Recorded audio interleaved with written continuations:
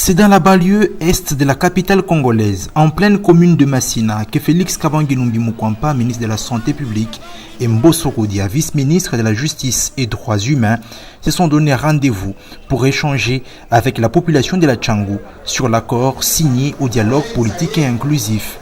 Sur les calicots affichés dans la salle Archicomble, on peut lire facilement « La population de Massina dit non à la violence et soutient les résolutions du dialogue national inclusif » ou encore l'association des jeunes de la Tchangou lutte contre les anti-valeurs.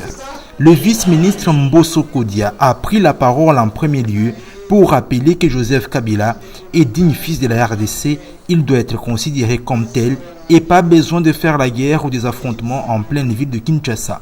Le vice-ministre de la Justice et des Droits humains a dénoncé une certaine politique d'instrumentalisation des jeunes dans la course au pouvoir.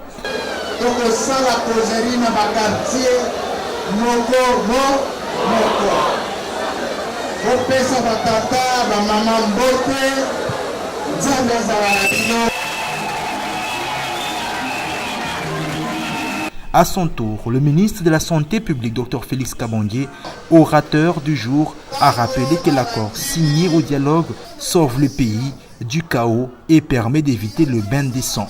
Les hommes politiques congolais se sont assumés pour sauver la démocratie congolaise en signant un texte qui permet d'amorcer enfin un processus électoral viable en vue des élections apaisées.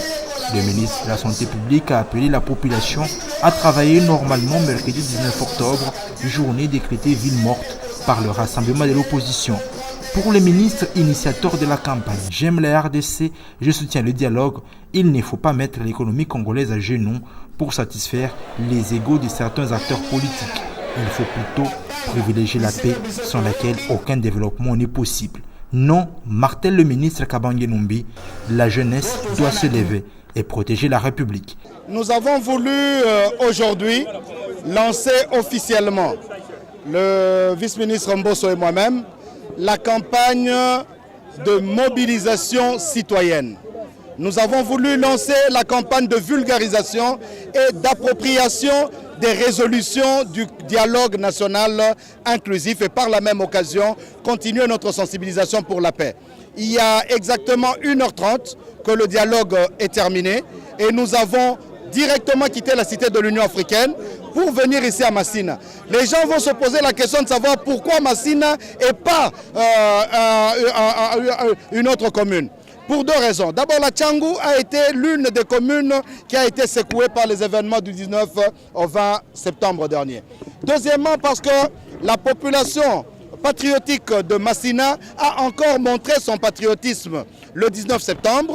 Rappelez-vous qu'il y a eu des jeunes qui sont venus pour détruire le marché de la liberté. La population de Massina s'est érigée et a dit non à la destruction de ce marché. Fait le 19 et le 20 décembre, à partir de la Tchangou, nous allons continuer notre campagne de sensibilisation et de mobilisation. Voilà, nous avons parlé à la population, nous nous sommes entretenus avec eux sur l'importance de maintenir la paix, l'ordre public, de protéger les biens publics et les biens privés.